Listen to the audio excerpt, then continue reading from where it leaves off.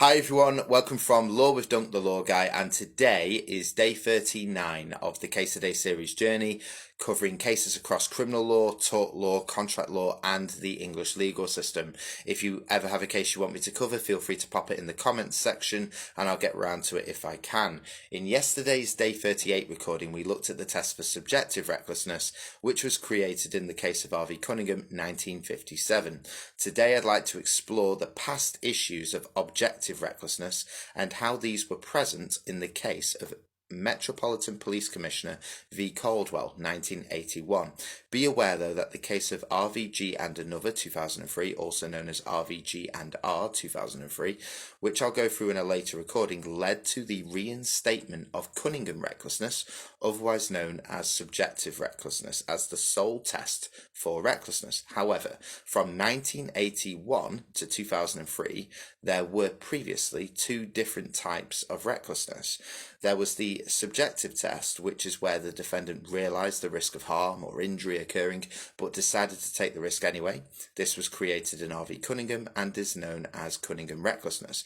And then there was also the objective test for recklessness, which is where an ordinary, prudent person would have realised the risk, meaning the defendant was automatically held to be reckless, even if he or she did not realise the risk, as an ordinary, prudent person would have realised the risk. You can see this imposes an unfair, high standard to hold the defendant to. This objective recklessness test originated from Metropolitan Police Commissioner v. Caldwell 1981 and was known as Caldwell recklessness. Just to stress again though, objective recklessness has been overruled in the case of RVG and R 2003. But why? And please also be aware though that the textbook I've been using states from 1982 to 2003 that objective recklessness was in use alongside subjective recklessness, but the Metropolitan Police Commissioner v. Caldwell case was decided in 1981. Hence why I've said that from 1981 to 2003 the problems of objective recklessness were apparent. In Metropolitan Police Commissioner v. Caldwell 1981, the defendant had an issue with a hotel owner. He became extremely drunk, very important for this case, and went on to set fire to the hotel. But the fire was quickly extinguished and very little damage was done to the hotel.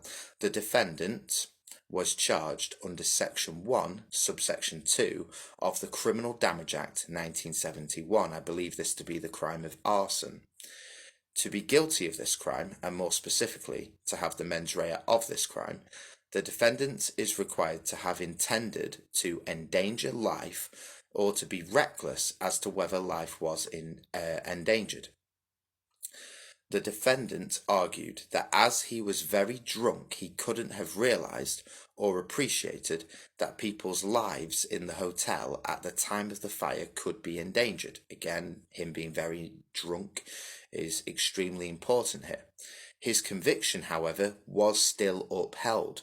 This is because the House of Lords stated that recklessness could be used in two situations, and I've not added it to my notes here, but I just happen to know. If one of the tests for recklessness didn't apply, the other one might still, and find the defendant to have the required recklessness, and therefore have them be found guilty of the crime itself. So just going back to it, he's convicted. His conviction is still upheld. This is because the House of Lords stated that recklessness could be used in two situations. What are those two situations? The first being the courts entertaining the subjective test, i.e. where the defendant had realised the risk of an outcome occurring and went on to take the risk. And the second being the courts also entertaining the objective test too, i.e. where an ordinary, prudent so aware person, would have realised the risk of an outcome occurring even if the defendant had not considered it. You'll notice I actually stated both of those tests there and used the word and in between them rather than or, so they can both apply back in from 1981 to 2003, but specifically in Caldwell.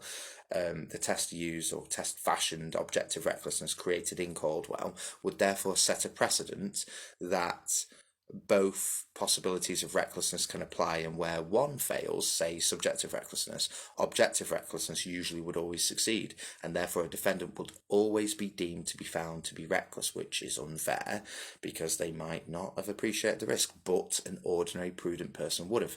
I imagine that's what I've gone on to state with the final paragraph before I close off this recording. It says the problem here was this second part of the Caldwell test, i.e. the objective test, as where the defendant, such as Caldwell, was not capable of being subjectively reckless due to being very drunk and therefore couldn't appreciate or realise the risk involved from his behaviour, he would still then go on to be deemed automatically objectively reckless as a reasonable person, also known as an ordinary prudent person, so an ordinarily aware person, would have realised there was a risk, which was unfair upon the defendant in this case, because he was really drunk and he couldn't appreciate the risk of his behaviour, but a reasonable person would have. Tomorrow we'll see the further issue of objective recklessness in the case of Elliott v. C. 1983. And that's it for today. Thank you from Law with Dunk, the Law Guy, and I'll see you Thursday.